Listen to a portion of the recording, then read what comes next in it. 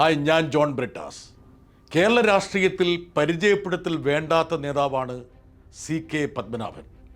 എനിക്ക് ഏറെക്കാലമായി അദ്ദേഹത്തെ നന്നായി അറിയാം. എൻ്റെ നാട്ടുകാരൻ കൂടിയാണ്. രാഷ്ട്രീയ വിയോജിപ്പുകൾക്കിടയിലും സൗഹൃദം സൂക്ഷിക്കാൻ ഞങ്ങൾക്ക് കഴിഞ്ഞിട്ടുണ്ട്. ഇപ്പോഴത്തെ വിഷയം ഇതൊന്നുമല്ല. CKP എന്ന ചുരുക്കപ്പേരിൽ അറിയപ്പെടുന്ന BJP മുൻ സംസ്ഥാന അധ്യക്ഷൻ പറഞ്ഞ ചില കാര്യങ്ങളിൽ അടിവരയിടാൻ വേണ്ടിയാണ് ഞാനിപ്പോൾ സംസാരിക്കുന്നത്.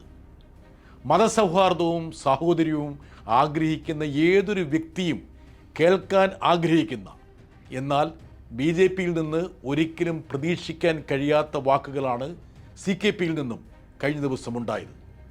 BJP പ്രതിദാനം ചെയ്യുന്ന രാഷ്ട്രീയത്തിന് മുഖമടച്ചുള്ള പ്രഹരമായിരുന്നു CKPയുടെ ഓരോ വാചകവും.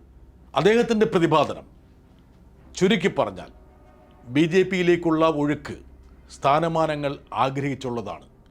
മൂല്യബോധമുള്ള രാഷ്ട്രീയം അസ്തമിക്കുന്നു. കോൺഗ്രസ് മുക്ത ഭാരതമല്ല, കോൺഗ്രസ് മുക്ത BJP എന്നത് മുദ്രാവാക്യം ആക്കേണ്ട സമയമായി. മുസ്ലിം വിദ്വേഷം സൃഷ്ടിക്കാനുള്ള ശ്രമങ്ങൾ ഹീനവും അപകടകരവുമാണ്. സ്നേഹിക്കാൻ ഇത്രത്തോളം അറിയാവുന്ന മറ്റൊരു വിഭാഗവും മുസ്ലിങ്ങളെപ്പോലെ വേറെ ഉണ്ടാകില്ല. മുസ്ലിം വിരുദ്ധത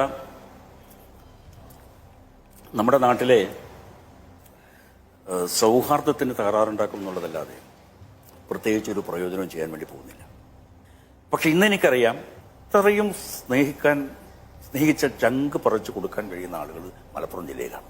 പിന്നെ ജനങ്ങൾ ഇത്രയധികം സ്നേഹിക്കുന്ന ആളുകൾ, നൂറുകണക്കിന് ചെറുപ്പക്കാരായിട്ടുള്ള മുസ്ലിം യുവാക്കന്മാർ എൻ്റെ സുഹൃത്തുക്കൾ. നമുക്കവരെ ആശ്രയിക്കാം, നമുക്കവരെ വിശ്വസിക്കാം.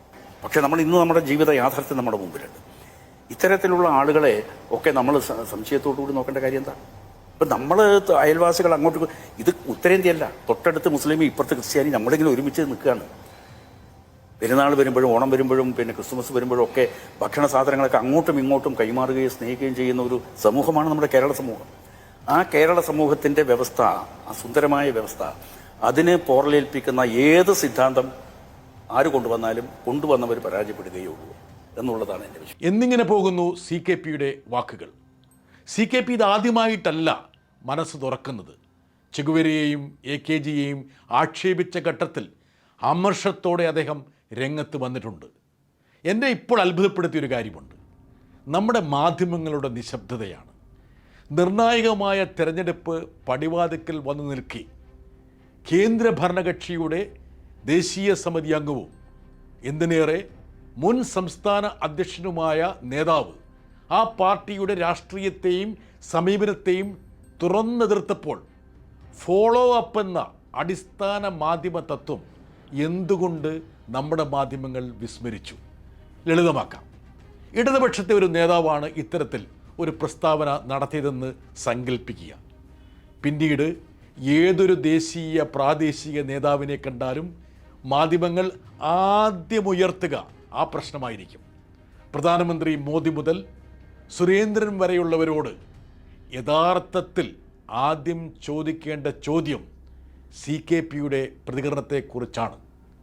അത്തരമൊരു പ്രക്രിയ ആരെങ്കിലും നമ്മുടെ മാധ്യമങ്ങളുടെ ഭാഗത്തു നിന്ന് കാണുകയുണ്ടായോ?